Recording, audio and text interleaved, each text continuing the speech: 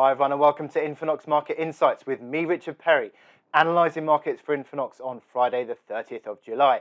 Now into this session we've seen a slight edge of risk aversion coming back in. We've seen results from Amazon overnight which disappointed on revenue and also guidance, and those shares overnight have seen some significant selling pressure, and that's weighed on the SP 500. And we've started to see equity markets pulling back. Now that has also started to show through the Forex majors, where the dollar has started to see a little bit of a positive move once again. The dollar has been under pressure. Yesterday we had the US advanced GDP numbers which missed expectations. That weighed on the dollar, but there's a bit of a pullback that we're seeing this morning. But there are some key levels being tested on these Forex majors, and I'll show you through a couple of those in a minute. And what we're also seeing today is a focus on inflation. We've got Eurozone and US inflation numbers today, and how those data come out will be very interesting to see whether that impacts on those currencies. So with regards to the INFINOX support and resistance table, that comes at the end of the video. Now the charts that we're looking out for today, key charts, we're looking at euro dollar, which has just pulled back slightly from a resistance, a key resistance around 118.90. How's the market going to react at that? Also dollar yen as well. The risk aversion play has also meant that the yen is strengthening slightly, and that has weighed dollar yen lower back towards a key support as well. And finally, looking at the SP 500 futures, as I said, those results from Amazon have weighed on the market overnight, and they're testing now a key support. Near-term pullback. Let's have a look at these charts. So onto the INFINOX MT5 platform now. We can see, starting off with euro dollar, that you had some positive candles all in a row, actually 4 positive candles, and the rally has tested that key resistance, I'm saying, at 118.90. A move above 118.80, but there's 118.80 to 118.90 is the resistance here. We've seen an unwind back towards 50. So this is key moment, I think, for euro dollar. If you can get through the Eurozone and US inflation numbers, you've got core PCE this afternoon for the US.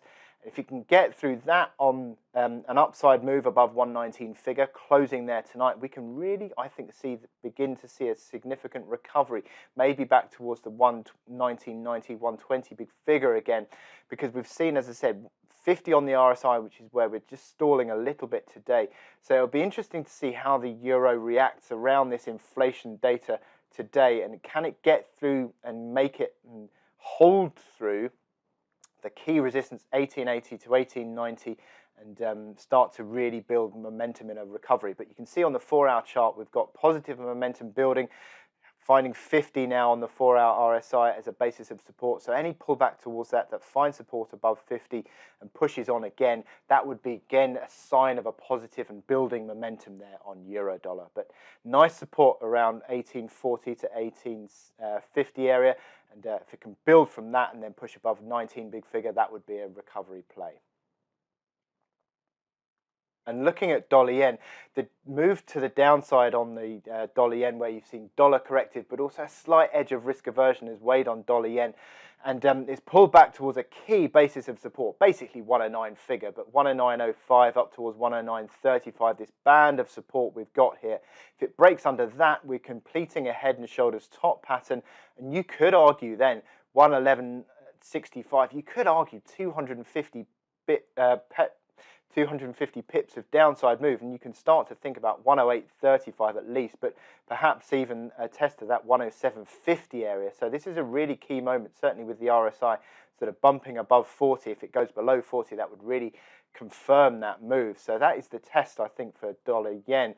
You've got the resistance that comes in 109.90. So again, any rebound failure underneath that would be negative. Move above 110.25 would start to improve again.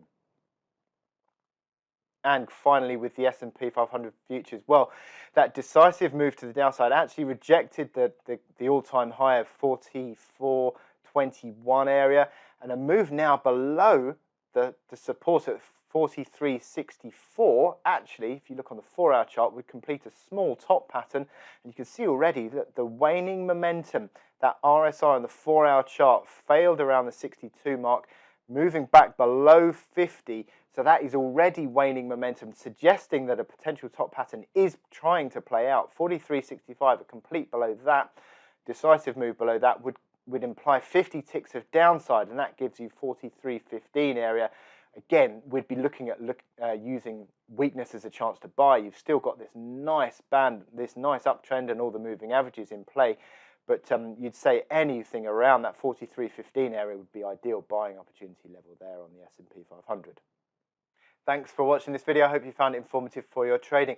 Join me again on Monday, where we'll be looking at where major markets are set for the new trading week. So I'll leave you with the INFINOX support and resistance table, and I'll speak to you then. Thank you very much.